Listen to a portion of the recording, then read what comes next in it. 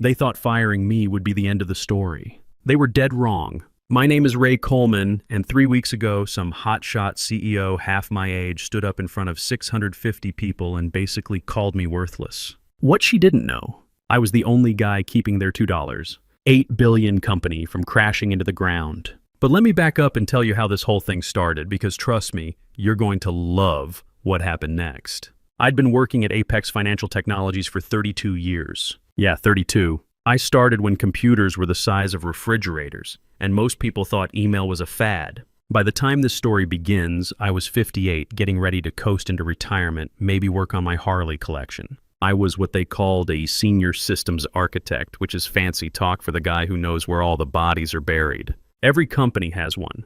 That old-timer who's been there forever knows every system inside and out and gets called at 2 a.m. when everything goes to hell. That was me, the IBM mainframe we used to process payments. I designed half the connections that made it talk to modern systems. The authentication protocols that kept hackers out, my code. The emergency procedures that prevented us from losing millions during system failures, all me, baby. Here's what killed me. And you'll appreciate this if you've ever worked anywhere for more than 5 minutes. I actually liked my job. I took pride in keeping things running smooth. When other companies were getting hacked left and right, we were rock solid. When competitors were losing client data, we never lost a penny. But apparently being good at your job for 3 decades makes you a single point of failure. That's corporate speak for old guy who needs to go. So picture this. It's a Tuesday morning in February, and everybody's gathered in the main conference room for an all-hands meeting. You know the drill. Management wants to announce something exciting that usually means layoffs or budget cuts. But this time was different. This time they were introducing our new CEO. Enter Melissa Preston. 33 years old, Stanford MBA, came from some tech startup in Austin that got bought out for stupid money. She walked into that room like she owned the place, which I guess technically she did.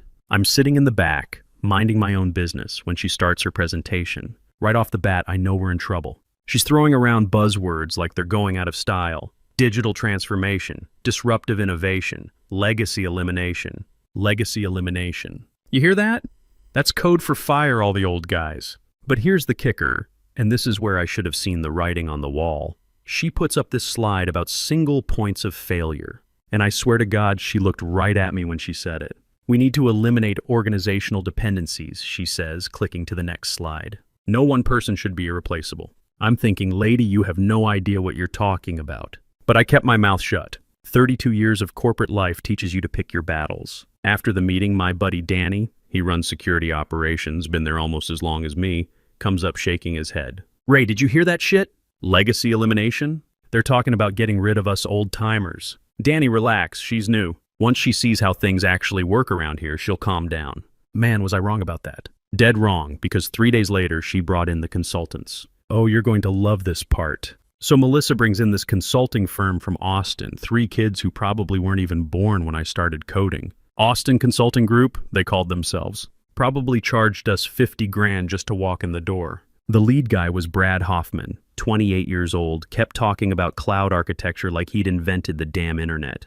Then there was Kevin Brooks, some DevOps hotshot who learned everything from YouTube tutorials. And Rachel Green, the API specialist who'd never seen a mainframe in her life. First meeting, Brad walks up to me with this cocky smile and says, Ray, we're here to document all your processes so we can eliminate single points of failure. Eliminate single points of failure. There's that phrase again. Sure thing, Brad, I said. What do you want to know? So I spent the next 2 weeks showing them our systems. I walked them through the authentication protocols, showed them the daily maintenance routines, explained how our IBM mainframe talks to the modern payment networks. These kids took notes like their lives depended on it. But here's what I didn't tell them, and this is important, so pay attention. There's stuff you learn over 30 years that doesn't go in any manual. Like how every 72 hours, our authentication system needs a manual reset with a 16-digit code that I calculate in my head. Or how when the system starts acting weird on Fridays, you need to call Jerry Walsh at IBM directly, not go through their normal support channels. You know why I didn't tell them? Because they didn't ask the right questions. They were so busy being impressed with themselves, they assumed everything important was written down somewhere. Kevin actually had the balls to tell me, this legacy stuff seems unnecessarily complicated. We could rebuild this whole thing in the cloud in like 3 months. I just smiled and nodded. You're probably right, Kevin. Inside, I'm thinking, kid, you have no idea what you're dealing with. 3 weeks later, I get the email. You know the one, please see me in my office at 9 a.m. Monday morning. No explanation, just that cold corporate tone that means somebody's about to get screwed. I spent the weekend working on my '73 Harley, trying not to think about it. My wife Sarah used to say I talk to my motorcycles more than I talk to people. She passed away 3 years ago, cancer, and I still find myself having conversations with her picture on my workbench. What do you think, honey? I asked her photo. Think they're really stupid enough to fire the guy who keeps this place running? Monday morning comes and I walk into Melissa's office. She's got this fancy standing desk with about 6 monitors, all showing these productivity charts and graphs. Real Silicon Valley bullshit. Ray, thank you for coming, she says, not even looking up from her computer. I'll get right to the point. We're restructuring, and we've decided to offer you an early retirement package. Just like that. 32 years, and she's talking to me like I'm some intern she's letting go. I kept my cool, though. Can I ask why, honestly? You represent everything we're trying to move away from. The consulting team has documented your processes, and we're confident we can automate most of what you do. This isn't personal, Ray. It's just business. Not personal, right. Tell that to the guy whose entire career just got flushed down the toilet. She slides this envelope across her desk. Full pension, healthcare coverage, and a $25,000 transition bonus. It's a generous offer. I opened it up, saw all the legal paperwork, and something inside me just clicked. You know what I mean?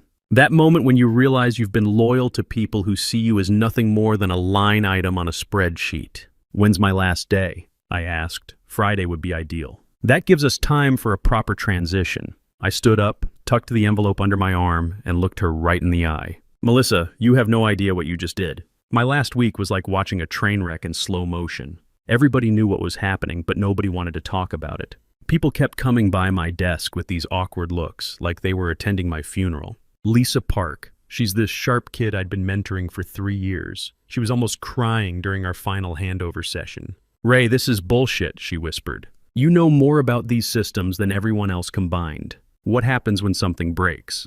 I looked at this kid who reminded me of myself 30 years ago. Eager and smart, but still green. And I made a decision that would change everything. Lisa, listen to me carefully. There are things about these systems that aren't in any manual. When something goes wrong, and trust me, it will, don't let them pressure you into guessing. Make them call for help. She nodded, but I could see she didn't really understand what I was telling her. Meanwhile, Brad and his consulting team were practically high-fiving each other. They thought they'd cracked the code, documented everything they needed. Brad actually came up to me with his laptop, grinning like he'd won the lottery. Ray, I think we've got everything covered. Your transition documentation is really comprehensive. I'm sure you do, Brad, I said, packing up my coffee mug, the one with the Harley logo that Sarah had given me for my 50th birthday.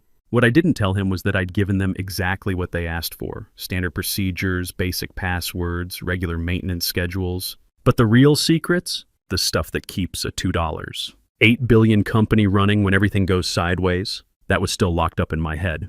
You see, I knew something they didn't. In exactly 4 days, our authentication system would need its 72-hour manual reset.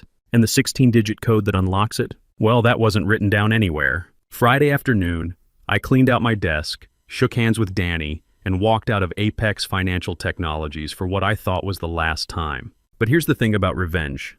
Sometimes the best kind is just stepping back and letting stupid people prove how stupid they are. You know what's funny about forced retirement? The first few days you actually feel relieved. No more 6 a.m. alarm. No more corporate bullshit. No more pretending to care about quarterly reports. I spent Monday morning sitting in my kitchen, drinking coffee and reading the paper like a normal human being. My son Michael called from Seattle around lunchtime. Dad, how you holding up? I'm still pissed about what they did to you. I'm fine, son. Maybe it's time for a change anyway. But I wasn't fine. 32 years of getting up, going to work, solving problems. That doesn't just disappear overnight. I felt like a part of me had been ripped out. Tuesday, I tried to stay busy. Worked on the Harley, organized my garage, called my daughter Jennifer. She's a teacher, got that same stubborn streak I do. Dad, you sound different. Sad, maybe. This isn't like you. She was right. I was angry, but more than that, I felt discarded, like an old piece of equipment they'd finally decided to throw away. But then Tuesday afternoon, Danny texted me, Ray, Heads up, the authentication system needs its reset tomorrow. Should I tell the consultants? I stared at that text for about 10 minutes. Here's the thing. I could have called Brad, walked him through it, been the nice guy one more time. 32 years of loyalty, right? Instead, I typed back, "Not my problem anymore, Danny. They've got documentation and smart people. I'm sure they'll figure it out." And I meant it. They wanted to eliminate the single point of failure? Great, let's see how that works out for them. Wednesday morning came and went. I was in my garage, polishing chrome that was already spotless, when I heard my phone start buzzing. Then buzzing some more. I looked at the screen. 5 missed calls from different people at Apex. That's when I smiled for the first time since getting fired. The show was about to begin. Wednesday, 9:23 a.m. I know the exact time because that's when our authentication system locked itself down tighter than Fort Knox. I wasn't there to see it, obviously, but Danny called me an hour later and I could hear the panic in his voice. "Ray, what the hell is going on?" "The mainframe won't talk to any of our modern systems." Brad's running around like his hair's on fire. "Authentication reset," I said calmly, sipping my coffee. "Happens every 72 hours. Didn't they document that during the handover?" "Ray, you know damn well that calculation is all in your head. These kids don't have a clue." And that's when it hit me. The perfect, beautiful irony of the whole situation. They fired me to eliminate their single point of failure. But in doing so, they'd created the biggest failure of all. See, here's what was happening while I was enjoying my retirement. Every payment that came through our system, credit cards, wire transfers, ACH processing, all of it depends on that mainframe talking to our modern API systems. And when the authentication fails, nothing goes through. Nothing. We process about $1. 2 billion in transactions every day. That's not a typo, billion with a B. So when the system locks up for even a few hours, the numbers get scary fast. By noon, Brad was calling me directly. I let it go to voicemail. "Ray, this is Brad from Austin Consulting. We're having some issues with the authentication system you mentioned. Could you call us back? It's kind of urgent." "Kind of urgent." That's Rich. Kevin called next. Then Rachel. Then even Melissa herself left a voicemail, trying to sound all professional. "Ray, if you could give us a quick call to clarify some technical details, we'd really appreciate it." But you know what? I was busy, had some chrome to polish, some fish to catch, important retirement stuff. By 5 p.m. Wednesday, they had $4, 2 million in transactions sitting in limbo, and their first regulatory inquiry in 15 years. The best part? I hadn't done a damn thing except not answer my phone. Thursday morning, my phone was blowing up before I even had my first cup of coffee. 23 missed calls, and that was just overnight. But here's the thing, I wasn't being vindictive. I was just retired. You know how it is when you retire? You sleep in, take your time with breakfast, maybe watch some news. Very relaxing. Danny called around 8 a.m., and he sounded like he hadn't slept. "Ray, this is getting bad. Really bad. They've got IBM on the phone trying to walk them through your authentication system, but these kids don't even know what questions to ask." "That's rough, Danny." "Jerry Walsh from IBM specifically asked to talk to you. Said your team doesn't understand the integration protocols you built." Now that made me chuckle. Jerry and I go way back. Probably saved each other's asses a dozen times over the years. Good guy knows his stuff. "What did you tell him?" "I told him you don't work here anymore." "Ray," he actually said, "they fired Ray Coleman? Are they out of their minds?" Even IBM thought they were idiots. That felt good. But the real kicker came Thursday afternoon. Patricia Williams from compliance called me personally. Patricia's been there 15 years, handles all our regulatory stuff, and she never calls anybody unless the building's on fire. "Ray, I need you to know that the Federal Reserve is asking questions about our delayed settlement files. This is the first time in 15 years we've missed a deadline. 15 years of perfect compliance down the drain in 2 days. I'm sorry to hear that, Patricia. Have you talked to the consulting team?" "Ray, they don't even know what settlement files are." That's when it really hit me. These weren't just system failures, this was reputational damage that takes years to build and minutes to destroy. Apex had spent decades building trust with regulators, clients, and banking partners, and Melissa's brain trust was pissing it all away because they were too proud to admit they were in over their heads. By Thursday night, they had $12. 8 million in stuck transactions and client complaints flooding in. My phone finally stopped ringing around 11 p.m. I slept like a baby. Friday brought the kind of news that makes CEOs wake up in cold sweats. Harrison Manufacturing, our biggest client, 12% of our annual revenue, sent a formal notice that they were evaluating alternative payment processing solutions due to recent service disruptions. In corporate speak, that means fix your shit or we're gone. Danny filled me in during his lunch break. Poor guy was working double shifts trying to coordinate with vendors who had no idea what was happening. Ray, it's a complete clusterfuck in there. The board called an emergency meeting for Monday. Word is Melissa's on thin ice. What about the consulting team? Brad's been locked in the conference room since Thursday morning, trying to reverse engineer your authentication system. Kevin keeps muttering about how legacy code is impossible to debug. And Rachel?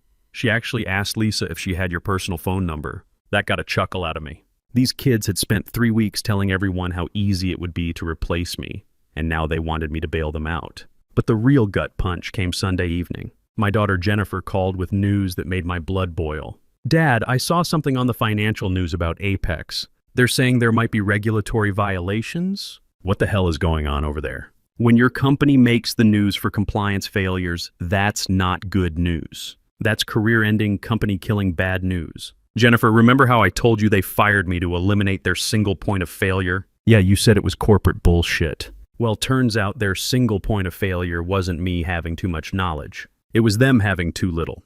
I spent Sunday evening on my back porch, beer in hand, watching the sunset and thinking about 32 years of late nights, weekend emergencies, and missed family dinners to keep that company running smooth.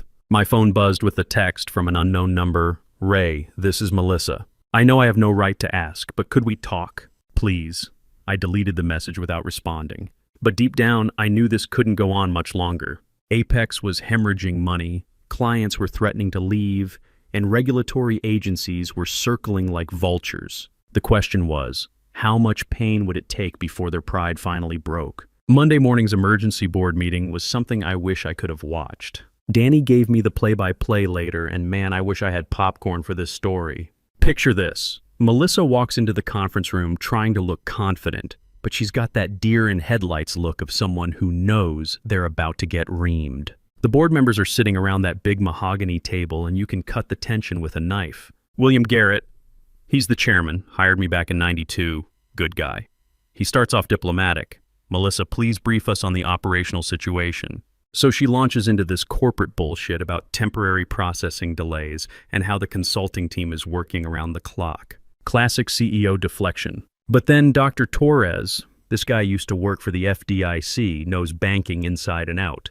He slides a folder across the table and says, temporary? These are formal violation notices from the Federal Reserve. Our settlement reporting is 5 days overdue. 5 days. In banking, that's like being 5 hours late for your own wedding. It just doesn't happen. Amanda Richardson, the investor who put $50 million into this company, she leans forward like a shark smelling blood. Melissa, what's the timeline for resolution? And here's where it gets good. Melissa starts stuttering about how Brad's team has identified the core issue and they need 48 to 72 hours. The room goes dead quiet.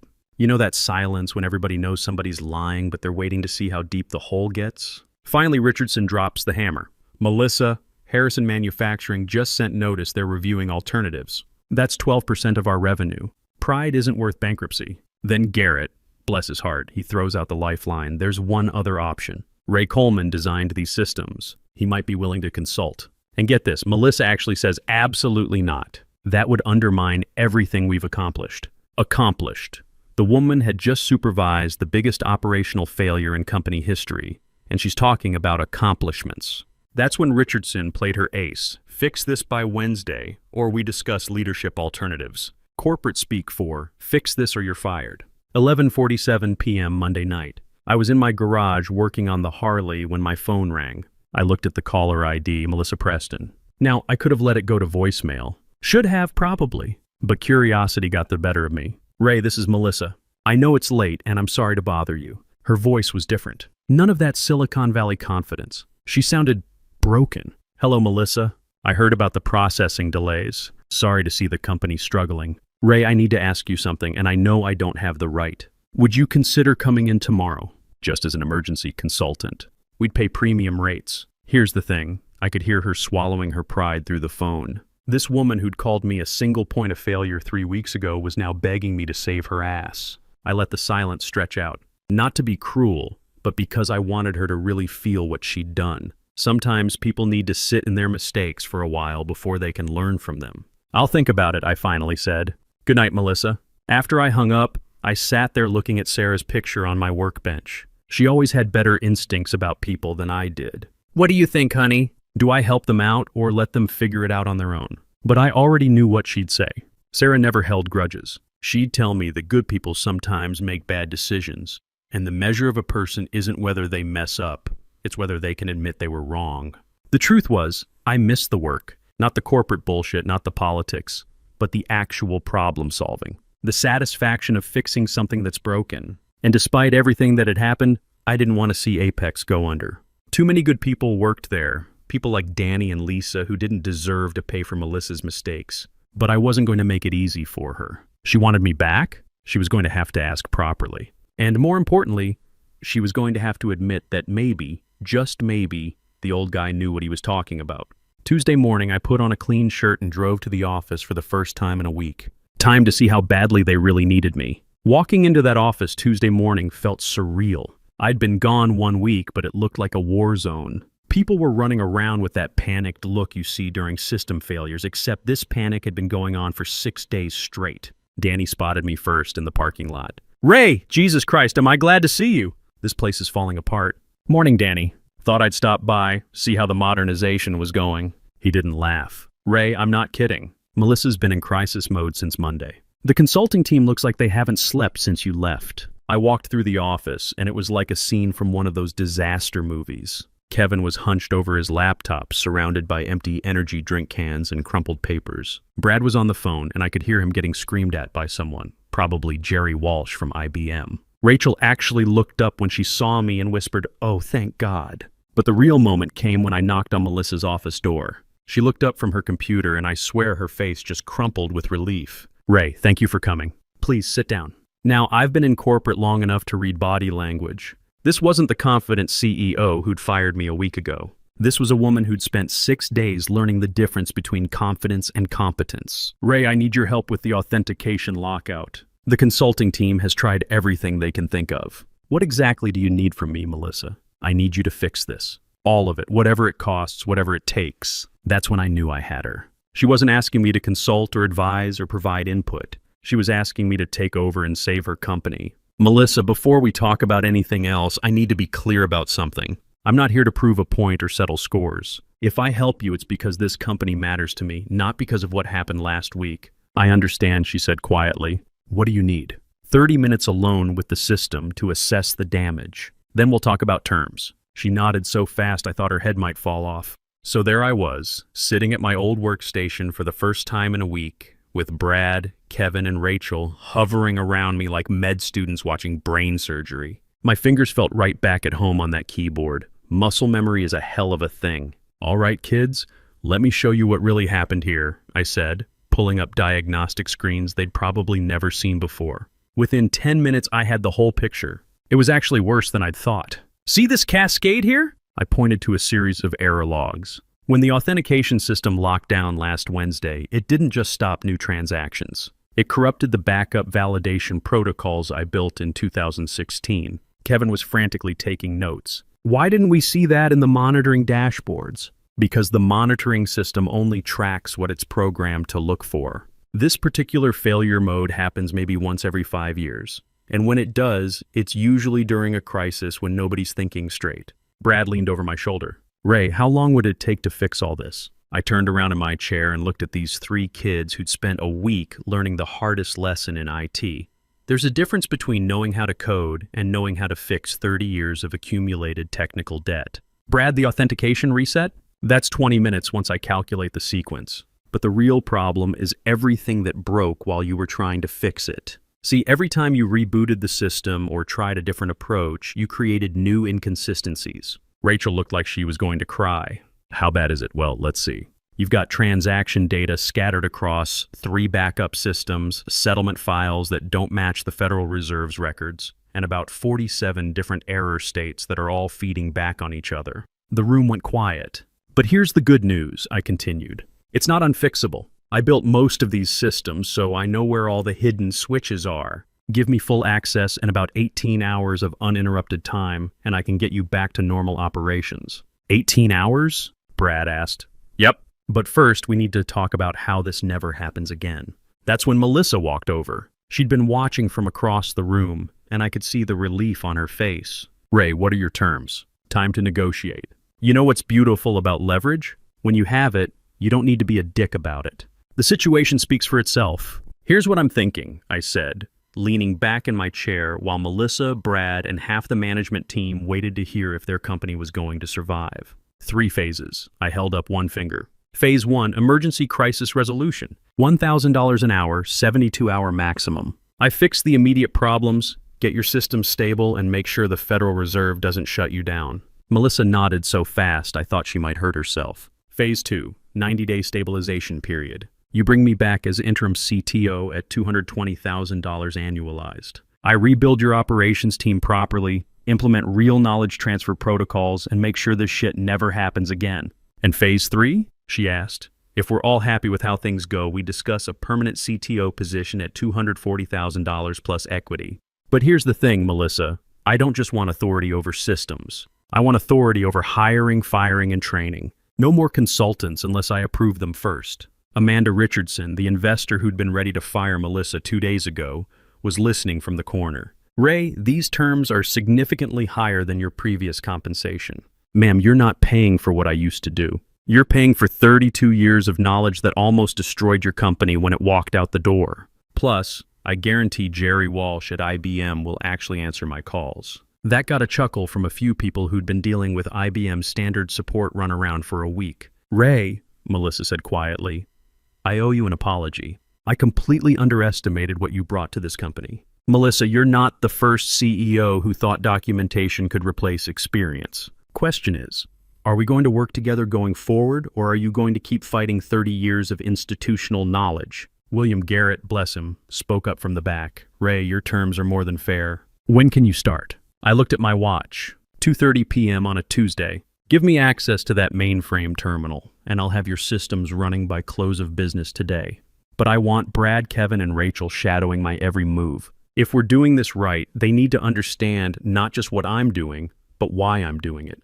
Because here's the thing, I wasn't interested in being the indispensable guy forever. I wanted to build something sustainable. Time to get to work. What happened next was like watching a master craftsman work. I'm not trying to brag here, but 32 years of experience has its privileges. I sat down at that mainframe terminal, cracked my knuckles, and started typing commands that made Brad's eyes go wide. First thing, I said, pulling up screens the consulting team had never seen, we need to access the authentication management console. This isn't in your documentation because it's a diagnostic tool I built during a leap year crisis in 2016. Kevin was frantically scribbling notes. How do you even remember these access codes? Kevin, when you've been doing this as long as I have, it becomes second nature. Watch this. I opened a terminal window and started typing what looked like hieroglyphics to these kids. A complex mathematical formula that incorporated system timestamps, daily transaction volumes, and a hash validation sequence I'd memorized years ago. The authentication token isn't just random numbers, I explained while my fingers flew across the keyboard. It's calculated based on system state, time factors, and regulatory compliance requirements that have been modified dozens of times over 15 years. Rachel was watching over my shoulder, trying to follow the logic. Ray, this is incredibly complex. How did you even develop this algorithm? Trial and error, mostly. Plus about 6 different emergency situations where the standard protocols weren't good enough. Within 12 minutes, I had calculated the correct authentication sequence and entered it into the mainframe. Immediately, every monitoring screen in the room started showing green lights. Transaction processing resumed. Settlement files began generating. It was like watching a patient come back to life. Holy shit, Brad whispered, watching his dashboard as 6 days of backed-up transactions started flowing through the system. Language, Brad, I said with a grin. But yeah, that's basically the idea.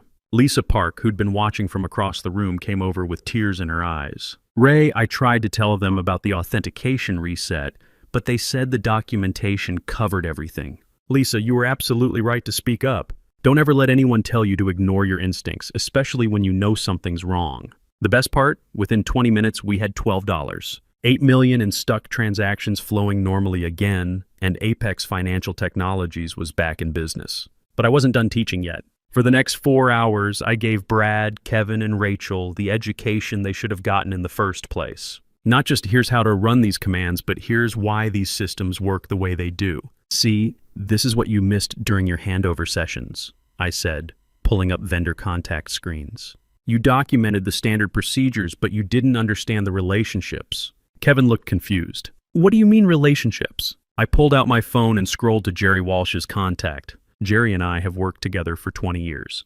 When there's an emergency, I don't go through IBM's standard support queue. I call Jerry directly. He knows my voice, trusts my technical judgment, and prioritizes our issues because I've never called him with stupid questions. Rachel was taking notes like her life depended on it. How do we build those kinds of relationships? Time and competence, Rachel. You prove yourself reliable, you do your homework before calling for help, and you treat vendors like partners instead of service providers. Jerry helps me because I've helped him look good to his management dozens of times over the years. But the real teaching moment came when Lisa asked the smartest question anyone had asked all week. Ray, why didn't you document the authentication algorithm? Wasn't that risky? I leaned back in my chair. Lisa, that's exactly the right question. The truth is, I started documenting it about 5 times over the years. But every time I wrote it down, I realized that without the context, understanding why I built it that way, what problems it solves, what edge cases it handles, the documentation was actually dangerous.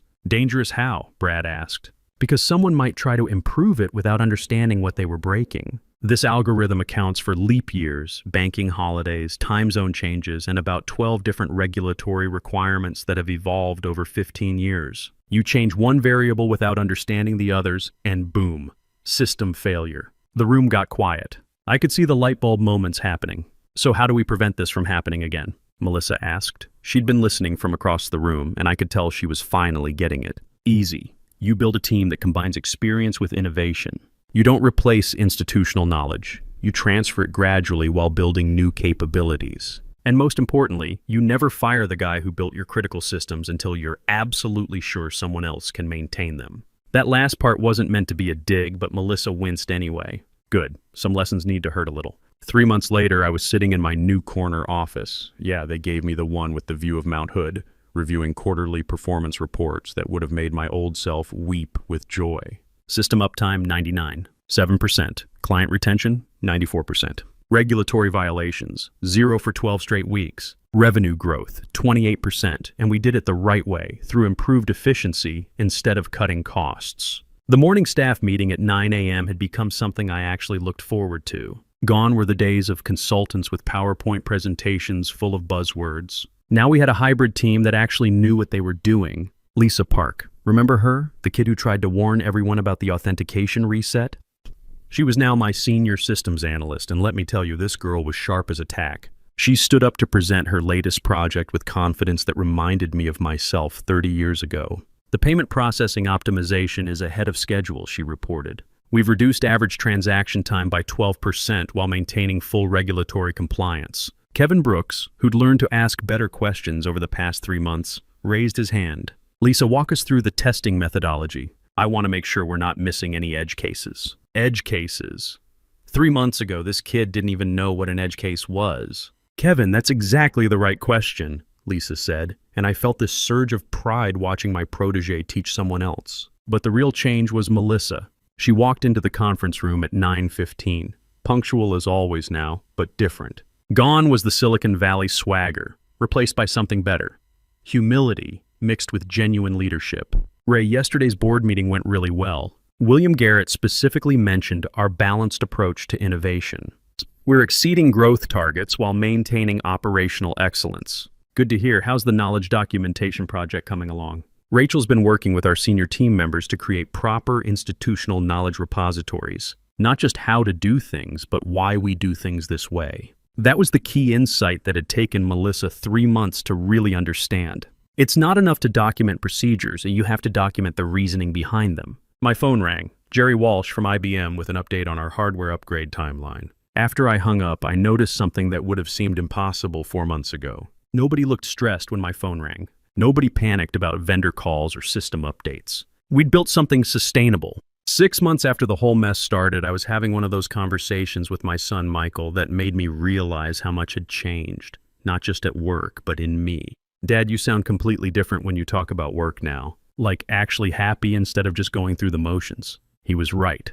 For the first time in years, maybe decades, I was excited to go to work on Monday mornings. I am happy, son. I feel like I'm building something that's going to last, instead of just maintaining systems and hoping nothing breaks. So you're not thinking about retiring anymore? Actually, I'm thinking 5 years instead of 3. But here's the difference. I'm building a proper succession plan. Lisa's developing into a hell of a systems architect, and Kevin's starting to understand that patience is just as important as technical skills.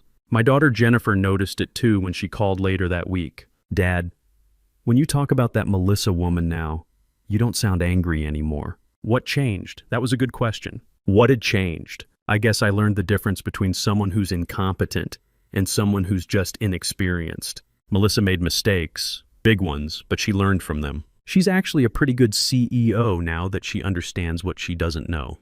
The weekend brought my usual ritual, working on the bikes in my garage with Sarah's picture keeping me company.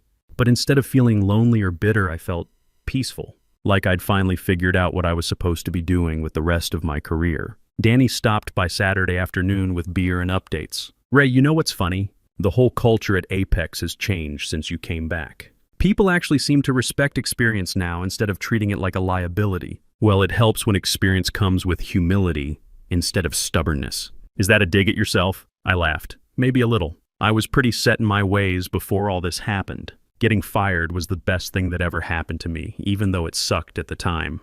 How so? Because it forced me to prove that my knowledge was valuable, instead of just assuming people should respect it. And it showed me the difference between being indispensable and being irreplaceable. Indispensable means you're trapped. Irreplaceable means you get to choose your own terms. That night, I got a call from a headhunter offering me a CTO position at a competitor for $320,000. 3 months ago, I might have been tempted. Instead, I politely declined. I already had everything I needed. 1 year later, I'm standing at a podium in front of 400 financial technology professionals at the Northwest FinTech Conference, and I still can't believe they asked me to be the keynote speaker. The topic? Building bridges between legacy systems and modern innovation. Yeah, I know. Who would have thought the old dinosaur would be giving advice to the industry? The biggest mistake organizations make, I told the audience, is treating legacy systems like obstacles instead of foundations. Our 30-year-old mainframe processes $1, 2 billion daily.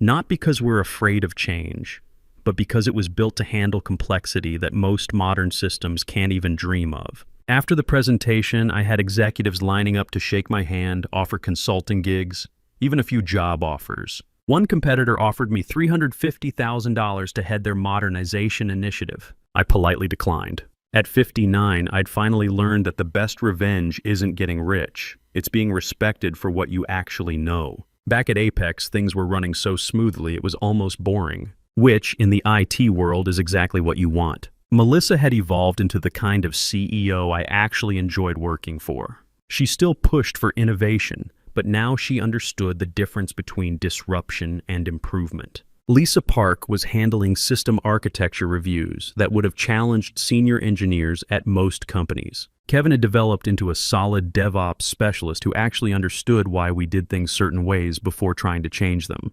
And Rachel was managing vendor relationships with the kind of personal touch that takes years to develop. The company's numbers told the story. 28% revenue growth through efficiency improvements, not cost cutting. 99.7% system uptime. 0 regulatory violations for 12 consecutive months. Client retention at 94%. But the real victory came during our quarterly board meeting when William Garrett pulled me aside afterward. Ray, Amanda Richardson wanted me to tell you something. She said your approach proved that sustainable growth beats disruptive change every time. Coming from the investor who'd almost fired Melissa a year ago, that was validation worth more than any salary increase. That evening, I was in my garage putting the finishing touches on my 1981 lowrider restoration when my phone rang. Another headhunter with another offer. I looked at Sarah's picture, smiled, and declined without even asking about the salary. Some things are more valuable than money. Like knowing you've built something that will outlast you. 2 years after the whole authentication crisis started, I'm sitting in my garage on a quiet Sunday morning, putting the final touches on my restored 1981 lowrider. The chrome is perfect, the engine purrs like a kitten, and I finally feel like I've got my life figured out. Sarah's picture is still on my workbench, and I swear she looks proud of the man I've become. Not the bitter, fired employee I was 2 years ago, but the mentor and leader I never knew I could be. My phone buzzes with a text from Lisa. Ray, new authentication system passed all regulatory tests. Ready for Monday deployment. Thanks for teaching me to build bridges instead of walls. At 61, I've become something I never expected. The guy other people come to for advice. Not just about systems, but about leadership, about building teams, about the difference between being smart and being wise. Melissa texted me yesterday after she got back from a CEO conference. Ray, 3 people asked me how we turned our company around. I told them we stopped treating experience like a liability and started treating it like an asset. Danny showed up with coffee and the Sunday paper, our friendship deeper now because of everything we'd been through together. Ray, you see this article about Harrison Manufacturing? They're expanding their payment processing volume with us by another 20%. Said they trust our innovation balanced with stability. I started up the Harley and listened to its perfect idle. 2 years ago, I thought my career was over. Turns out it was just getting started. You know what the best part is, Danny? What's that? I didn't just get my job back. I got something better. Respect for what I actually know, instead of just putting up with me because I'd been there forever. He laughed. So what's next for the famous Ray Coleman? I looked at Sarah's picture one more time, then closed the garage door. The afternoon was perfect for a ride up the Columbia River, and I had some thinking to do about Monday's mentoring session with our new junior developer. What's next? I'm going to keep building bridges, Danny. Turns out that's what I'm actually good at. The motorcycle roared to life as I headed toward the river, planning my afternoon while mentally preparing for another week of teaching the next generation that the best technology isn't about replacing the old with the new. It's about building something better by combining both. Some people think revenge is about getting even, but the best revenge? It's proving that what you know has value and then using that knowledge to build something that lasts. That's a lesson worth learning, whether you're 25 or 65. Trust me on this one.